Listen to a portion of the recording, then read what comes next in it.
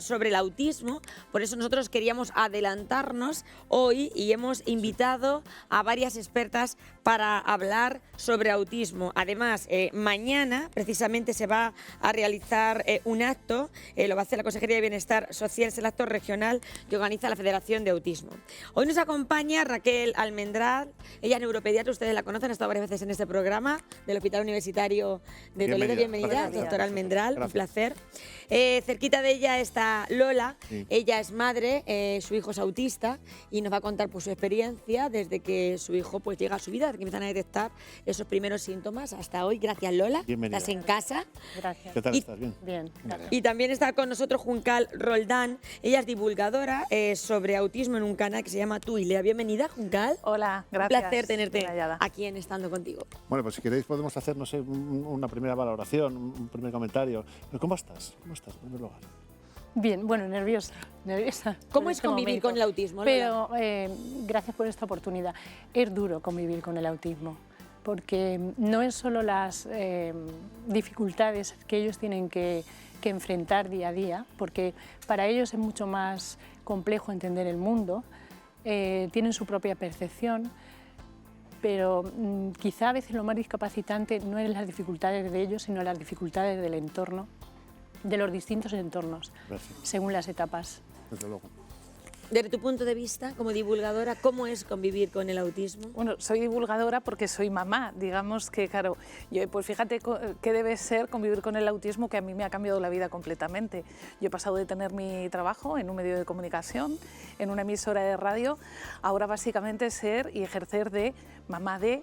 Y eso sí, el micro se echaba de menos y lo que he hecho es intentar dar soluciones, entrevistar a personas expertas en autismo para que las familias puedan tener, digamos, información veraz y contrastada, que es muy importante. Que es muy importante y por eso nosotros hacemos hoy, nos adelantamos ese día, porque es necesario que esa información veraz circule, porque estamos en la televisión pública y nos debemos, por supuesto, a esa información. Doctora Almendral, un titular. ¿Cómo se convive con el autismo desde el punto de vista médico? Un titular, pues, ¿cómo se convive? De una forma distinta, porque los niños autistas viven, como ha dicho la mamá, viven totalmente diferente, tienen un mundo distinto al que nosotros conocemos y se relacionan de una manera distinta a la que nosotros nos relacionamos, así que diferente. Bueno, estamos hablando del autismo, evidentemente, largo y tendido en los próximos minutos, pero también vamos a dar unas pautas, ¿no?, de lo que es el autismo. En primer lugar, las señales, ¿verdad, Julia? ¿Qué tal? ¿Cómo estás? Bienvenida. Buenos días. Sí, porque en primer lugar tenemos que decir que aunque el origen del autismo es genético, no se puede diagnosticar con pruebas biológicas. ¿Qué significa eso? Que solamente podemos decidir el diagnóstico de un niño con autismo atendiendo a su comportamiento. Por eso, Autismo España nos dice que estemos muy atentos a las señales tempranas que vamos a ir viendo que pueden decirnos que un niño presenta síntomas de autismo. En primer lugar, la mirada. Son niños que les cuesta mantener el contacto ocular y que les cuesta hacer ese seguimiento visual entre personas. Los gestos son pocos, escasos y poco comunicativos. También les cuesta comprenderlos en muchas ocasiones. En cuanto al lenguaje, son pocas las palabras que utilizan en comparación con otros niños de su edad y los sonidos con los que las emiten son muchas veces ininteligibles. En cuanto a los intereses restringidos, ¿qué significa esto? Pues ellos suelen mostrar una atención excesiva a determinadas actividades y en cambio cuando se les saca de esa rutina les cuesta. En cuanto al proceso sensorial, ellos muestran tanto rechazo como una atracción por distintas atracciones como las luces, los sonidos, reaccionan de una forma diferente. En cuanto al nombre, la respuesta al nombre suele ser en muchas ocasiones escasa. La imitación también es muy poquita y el juego suele ser muy solitario. Así que aunque ellas por sí solas no son síntomas que puedan decidir que tengan autismo, sí que son señales para que los familiares asistan a un buen profesional. Y ya que tenemos a profesionales y familiares, yo creo que es importante que hablemos de cómo detectar de forma precoz para trabajar con estos niños el autismo. Julia. Totalmente, Julia, porque al final es importantísimo esa observación y esa detección precoz. Evidentemente el autismo va a continuar, pero cuanto antes empecemos a tratar los síntomas, doctora, muchísimo mejor. Claro, eso siempre. Sí, y eso empezamos a verlo más o menos a los 18 meses para que más o menos os pongáis en situación. un niño con 18 meses o una niña tiene que empezar a tener juego simbólico. Ya dice hola y adiós, dice sus primeras palabras, reconoce a los familiares, te mira a los ojos. Cuando lo llamas responde al nombre. Y si esto no lo vemos, nos tiene que saltar las alarmas, sobre todo a los 2 años. Si a los 2 años no lo vemos, nos tiene que saltar alarmas. ¿Ese fue un poco tu caso, Lola? ¿O lo que hemos comentado? Antes. ¿Tú qué empezaste a notar en tu hijo? A los 15 meses, de repente, el lenguaje, las pocas palabras que entonces tenía, desaparecieron. Porque hay un retroceso. Sí, sí, efectivamente, eso lo suelen contar, que en principio va bien y luego hace un retroceso. No había interés por otros niños, íbamos a jugar al parque y no había interés por otros niños. Su mayor diversión era correr a lo largo de la valla del parque y esa luz que se filtraba del sol, esa autoestimulación era lo que a él le gustaba. Es lo que vulgarmente decimos necesitaba nosotros, esa luz para él. Esa autoestimulación. O que vivía como en su mundo, ¿verdad? Sí, o sea, llegaba a casa yo del trabajo y él estaba sentado de espaldas a la puerta y yo lo llamaba, no reaccionaba, no contestaba, no respondía. Entonces, claro, son pequeñas señales que vas uniendo. Entonces, por suerte, yo soy maestra de educación especial y a mi compañera le dije, tienes que ver a Hugo, aquí pasa, yo ya tengo etiqueta, pero necesito que tú lo valores. Claro. La etiqueta, ¿verdad? Esa palabra que no nos gusta nada, pero que al final hay que poner nombre a algo que te llama la atención. Como madre, la intuición esa que no suele fallar. No falla, no falla. Además nos lo dicen los profesionales, cuando un padre suele decir que algo ocurre, es que algo ocurre. Y la etiqueta, yo creo que hemos aprendido a convivir con la etiqueta y yo la veo ahora, digamos, la forma que tenemos para obtener recursos. Porque lamentablemente en la actualidad precisamos de etiquetas para que nuestros hijos tengan, por ejemplo, la atención educativa o sanitaria que precisan. Por el hecho de tener dificultades en los centros educativos, por ejemplo, no se suele dar el recurso. Hace falta etiquetas y muchas veces no solo la etiqueta de autismo, sino la etiqueta de discapacidad. Y autismo y discapacidad no siempre van unidos. Exactamente. Ahí hablamos de ese trastorno del espectro autista. El espectro es muy amplio, ¿verdad? Y eso es lo que tenemos que también que entender. Y eso hace que cada niño o niña desarrolle pues, unas notas distintas, unos aspectos destacables en cada uno de ellos que hacen que tengamos que poner ahí esa luz. Sí, pero yo quiero decir algo, que no son etiquetas. Las etiquetas es para la ropa. Las etiquetas se ponen a la ropa, a los niños se les diagnostica. Entonces, lo mismo que no es una etiqueta para un niño asmático, o no es una etiqueta para un niño celíaco. No, son etiquetas diagnósticas, ¿no? Es que no es una etiqueta, la etiqueta es para la ropa, esto es un diagnóstico, entonces hay que normalizarlo o intentar diversificar. Hay que educar en la diversificación y hay que incluir. O sea, yo estoy muy a favor de la inclusión de los niños autistas, pero como cualquier otro tipo de los niños es una gran pregunta, y cualquier otro trastorno del neurodesarrollo y la discapacidad hay que incluir. Y Raquel, ese momento de la inclusión, en los primeros cursos, infantil, primaria, bueno, vamos viendo. Mis hijas conviven en clase con bastantes niños con autismo y ellas mismas me dicen muchas veces, mamá, es que se va notando cómo vamos subiendo de curso. Ellas están ahora mismo en sexto y van a pasar al instituto. El instituto, el gran momento. ¿Qué pasó en el instituto? El peor de los momentos.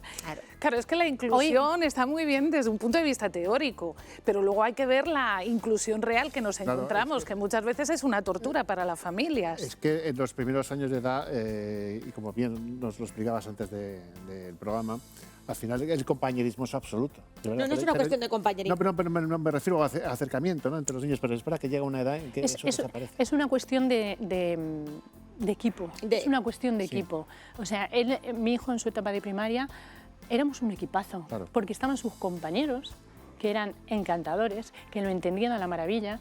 Había profesionales muy buenos, hubo una logopeda que lo acompañó en toda su etapa educativa, que fue su pilar dentro, y otros profesionales también, otros docentes. Y estaba yo fuera. El cole me abrió las puertas y yo abrí las puertas de mi casa. Cuando la docente no le daba tiempo, la maestra, a explicarle algo de forma individual a él, me decía, Lola, teníamos contacto por WhatsApp, Lola, explícale en casa esto que no he podido ponerme con él. Eso es súper importante, ¿verdad? Ese trabajo en familia, de colegio las lecturas, en quinto de primaria, las lecturas son mucho más extensas, se pierden, no sé cómo hacer. Entonces a mí se me ocurría, pues mira, vamos a esa abstracción de la lectura, si se la dibujamos como si fuera un escenario, como si fuera un teatrillo, y movemos los personajes, a lo mejor lo entiende. Yo te lo preparo. Pero por eso luego éramos hay que adaptar, claro, hay que adaptar. Siempre hay que adaptar, y éramos equipo. Cuando llegas a secundaria es una selva. O sea, enseguida voy contigo, ¿no? Sí. Son casos, ¿no?, de los que tenemos ahora mismo en este programa, pero tenemos muchos más en Castilla-La Mancha, Julia. Sí, en Castilla-La Mancha se estima que 1 de cada 100 personas tiene TEA, es decir, trastorno del espectro autista. Y esto la prevalencia ha ido aumentando de forma significativa según cuenta Autismo España, pero esto no implica que haya más personas con TEA, sino que hay más casos diagnosticados. Y Autismo España nos lo explica, cuáles son los motivos por los que cada vez se ven más diagnósticos de autismo. Pues aquí los tenemos. En primer lugar, la revisión y la ampliación de los criterios diagnósticos. Ahora hay más casos, se amplían, se revisan y se supervisan más. En segundo lugar, esa conciencia social, lo hablaban en esta salita, esa conciencia de los compañeros y, por supuesto, de los profesionales, tanto del equipo directivo educativo como sanitario. Y en último lugar, las familias tienen también un mejor acceso y más fácil tanto a los servicios clínicos como a los educativos. Es decir, que ese titular de hay más casos diagnosticados de autismo, lejos de ser alarmante, también es una buena noticia porque os lo traslado. Yo creo que también nos pone en el camino de visibilizar a las personas con TEA. No sé si estáis de acuerdo. Yo no sé qué Sí, decirte. aquí estamos para opinar. Juncal. A ver, es verdad que oficialmente, ya me gustaría trasladárselo a la doctora. Claro, sabemos que el autismo tiene causas genéticas y epigenéticas. El hecho de que el autismo esté ahora más diagnosticado es solo por estas causas. ¿O hay otras causas que están haciendo que...? Yo he hablado ya con profesionales que creen que no, que es verdad que está aumentando el número. Doctora. Está aumentando. Está aumentando. Yo te lo digo que O sea, llevo hay más casos, 30 hay más años diagnósticos y hay más trabajando. casos. Sí, hay más casos. Yo cuando empecé no tenía tantos. Como veo yo en mi consulta, diagnóstico al día más o menos, tengo 5 nuevos y, o sea, vemos 14 niños y uno casi siempre un diagnóstico nuevo al día. Un diagnóstico al día. Yo tengo muchos, uno al día. Tenemos 2 o 3 consultas. Y doctora, en Toledo. entonces, entre los profesionales, claro, porque Tengo es verdad muchísimo. que ahora hay más herramientas para ese diagnóstico, hay una detección más precoz incluso que en los primeros síntomas, porque estamos, pues, tenemos esas herramientas, pero al final, doctora, ¿qué está pasando? Tú hablabas de esos factores epigenéticos. Probablemente lo que ha dicho ella, sí. Y ahí está la clave. Hay una predisposición genética y luego el ambiente pues también debe pues tener algo que ver. Estamos en ello. Ojalá y la investigación hubiese más fondos para investigar y desde aquí pues hago un llamamiento Porque a los está claro políticos, que es necesario a los que investigar más, ¿verdad, doctora claro, Central? hago un llamamiento a los políticos, a los que tienen dinero para que investiguen, porque el autismo es bueno, pues tenemos que concienciarnos de que el autismo está ahí y de que tenemos que ayudar a los niños, a las familias y sobre todo a la integración y este espectro, claro, no es lo mismo el niño de esta señora que puede ser un grado 1, es que el espectro es muy amplio. Pero que es claro. una clave muy importante también, ¿no? Ayudar a los niños, evidentemente, a las niñas y a las familias. Claro, Claro, pero con un grado 1, cuando Hugo se mete en la selva, vosotros decidís incluso marcharos de España y hacéis un impasse en vuestra vida, ¿verdad? sí, nosotros, yo vendí mi casa, nos compramos una casa en otra ciudad, en la ciudad, porque allí había un instituto que tenía un aula TEA, entonces iba a tener más cantidad de apoyos que necesitaba. Y luego, a mí no me gusta hablar de inclusión, porque mi experiencia con la inclusión no es real. Me gusta hablar de normalidad, de normalizar. Sí. ¿Cómo es posible que hoy tengas martes un apoyo en matemáticas, pero mañana por organización del centro ya no lo tienes? ¿Qué pasa? Hoy no entiendes las matemáticas, pero mañana vas a Con lo saber importante hacerlo que tú es que solo. estos niños tengan sus rutinas y su orden, porque para ellos es Exactamente. fundamental. Entonces parcheamos la educación. Ya. Parcheamos porque nos han vendido la inclusión y tienen que estar incluidos y tienen derecho a esa educación, pero ¿en qué condiciones? Claro, es En que- igualdad de condiciones. es que si Y no- eso no pasa. Si ¿no? Y no, eso no si no pasa. hay esa rutina... Juncal asiente, no pasa, no hay igualdad de condiciones. No, de hecho yo formo parte de una asociación que se llama Familias por la Inclusión Educativa de Castilla-La Mancha y la batalla es encontrar los recursos, la cultura inclusiva que hace falta, los apoyos y los medios. Sin medios no hay apoyos. Ahora hemos estado trabajando el Plan Estratégico Regional de Inclusión Educativa con la Junta de Comunidades de Castilla-La Mancha. No había presupuesto, no había unas líneas claras, hemos salido de la mesa de negociación, pero es que vemos que cada día las familias sufren muchísimo. Ella se ha ido, yo me voy a ir. Claro. Quiero decir, no Pero es que tenemos esto presente... Esto es, Claro, es y- doloroso porque al final los problemas para el autista pues están ahí, ¿verdad, Julia? Yo creo que lo están contando perfectamente nuestras invitadas, pero bueno, hemos preparado algunas de las dificultades a las que se enfrentan los niños con autismo. En primer lugar, pues la dificultad de inclusión social, la educativa, que muchas veces también lleva en las aulas a ese acoso, a ese bullying, y pues la falta de apoyos y la soledad. Ahora Lola nos contará además que tiene una iniciativa estupenda para acabar con esas dificultades, que lo está creando en La Roda, pero yo me quiero quedar con los beneficios, con las cualidades que tienen estos niños también. Tienen una gran capacidad de concentración. Cuando ellos se centran en un tema y les apasiona, se vuelcan y sus intereses son interesantísimos. En cuanto a su pensamiento lógico y analítico, resuelven problemas como los que más. Su creatividad única, que desemboca también en unas ideas innovadoras. La memoria privilegiada que tienen para datos, para rutas, para fechas. La sensibilidad especial, no hay que decirlo, está a la vista. Y, por supuesto, la honestidad y la sinceridad en sus relaciones con sus compañeros. Son fieles, son leales y son niños con gran corazón. Bueno, ese proyecto. Sí, hablamos de etapa educativa porque es lo que en esas edades con lo que más se socializa, pero llega cuando ya no sigues en el sistema educativo y la soledad, bueno, la soledad ya la sienten en el instituto, pero cuando acaba ese sistema educativo que ya no te apoya en nada más y te ves fuera del sistema, no hay nada. O sea, en esas edades, en los 16 años, no hay nada. Y entonces mi hijo me dice, voy a estar siempre solo en la vida, no voy a tener nunca amigos. ¿Y dónde están? Y hay un sufrimiento de esas criaturas que tienen realmente desde el punto de vista neurológico, que tenemos aquí a la doctora Lola. Claro, la claro. Es que hay una soledad, Tienen ansiedad. que se enteran de lo que están sufriendo. Claro. Y lo entienden que son diferentes. Claro, claro. Y entienden que ellos son, y hay que explicárselo de todas maneras, hay que Hay que explicarles explicarles que son diferentes y que piensan de una manera distinta, que socialmente socializan de una manera diferente. Y yo se lo explico a mi hijo se lo has y él lo explicado, entiende, claro, pero ¿cómo voy a hacer? O sea, yo lo pienso y él no se acepta, él no quiere ser diferente, pero claro, ¿cómo me voy a aceptar si todo lo que recibo siempre es negativo? Si me he visto toda mi vida obligado a tener que encajar, a esto no lo haces así, así no, tienes que hacerlo así. Si he tenido tantas dificultades, si me siento diferente y siento que por eso no encajo, no tengo... A mí me ha dicho, ¿sabes? Quiero tener amigos neurodivergentes como yo. Él no le gusta la palabra autismo, dice, yo soy neurodivergente y quiero tener amigos neurodivergentes como yo. Creo que con ellos me entiendo mejor. Seguro. Y ahí me surgió la idea de la asociación. Me dice, vivimos en La Roda no hay chicos como yo. Y le digo, sí, pero ¿sabes dónde están? En casa con sus padres o solos como tú dando vueltas. Y se me ocurrió, vamos a crear una asociación, vamos a hacer una asociación de jóvenes y adultos con Asperger, donde tengan un punto de encuentro, donde puedan encontrarse, donde puedan conocerse, donde puedan compartir sus intereses y ampliarlos, donde puedan trabajar esas habilidades y esas habilidades sociales que en el caso de ellos ya presentan un déficit, pero luego no tienen... Las habilidades sociales se entrenan en sociedad, se practican, pero si no tengo la ocasión, no avanzo, no voy más allá. Claro, eso en el caso de los grado 1, es que hablamos de un espectro tan amplio que realmente hablamos de autismo y pensamos que el autismo es esto. Pero es que luego hay grandes necesidades de apoyo en un autismo de grado 3. Mi hijo es no verbal, no controla esfínteres, tiene comorbilidades como un trastorno obsesivo compulsivo, no tiene control de esfínteres con 11 años, trastorno alimentario, de sueño. Quiero decir, hay perfiles.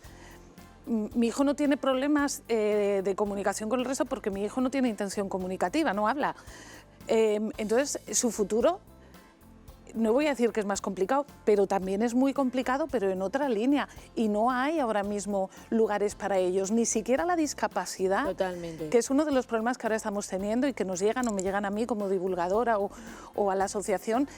Son personas que ni siquiera se adaptan o no se adaptan a ellos dentro de actividades específicas para personas con discapacidad.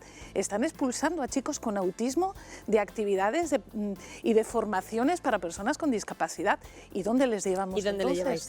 No quiero tampoco dejar de pasar otro titular y de los mitos que hay, que de hecho se han convocado hasta reuniones, lo hablábamos hace poco con la doctora, no hay ninguna relación entre las vacunas, el autismo, ni el gluten, ni vitamina milagro. Por favor, vamos a dejar esto claro porque esto está como muy extendido y entonces es que mucha gente tiene niños que tienen que vacunarse y todavía se sigue preguntando al pediatra si las vacunas dan autismo. No, rotundamente no.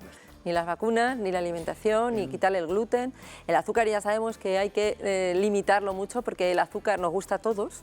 Por eso cuando pasamos cerca de una verdulería no te da gana de comprar verdura, pero si te pasas de cerca de una pastelería, pues sí. Entonces hay que limitar el azúcar, pero en todos los niños. En todos los niños.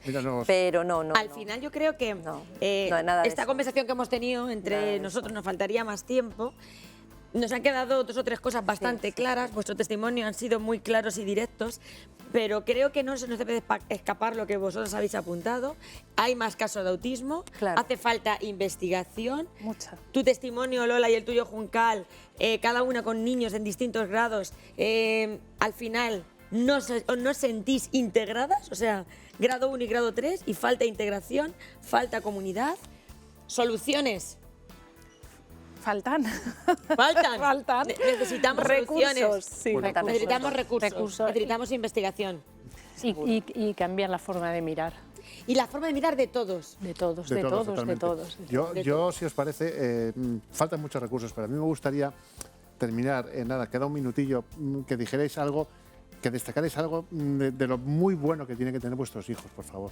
Mi hijo, todo. O sea, si lo que no es un problema es mi hijo. O sea, yo lo tengo claro. Si hay algo que dentro del autismo no sea un problema, es mi hijo. En sí mismo, todo él entero. Para mí es maravilloso, me da la vida entera, le amo con locura y para mí mi hijo es perfecto.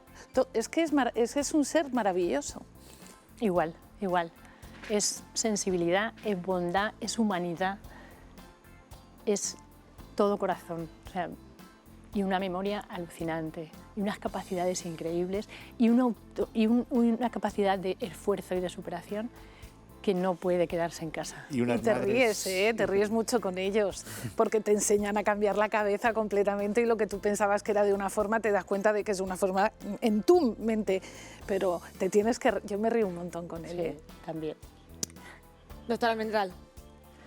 Yo diría que para concluir y para finalizar que el autismo estamos empezando un camino y hay que seguir ese camino y hay que avanzar y hay que saber lo que es, porque sabiendo lo que es que no sabemos por qué se produce la etiología y el inicio del cambio, de la solución, está por el inicio de saber qué es lo que está pasando en ese cerebro.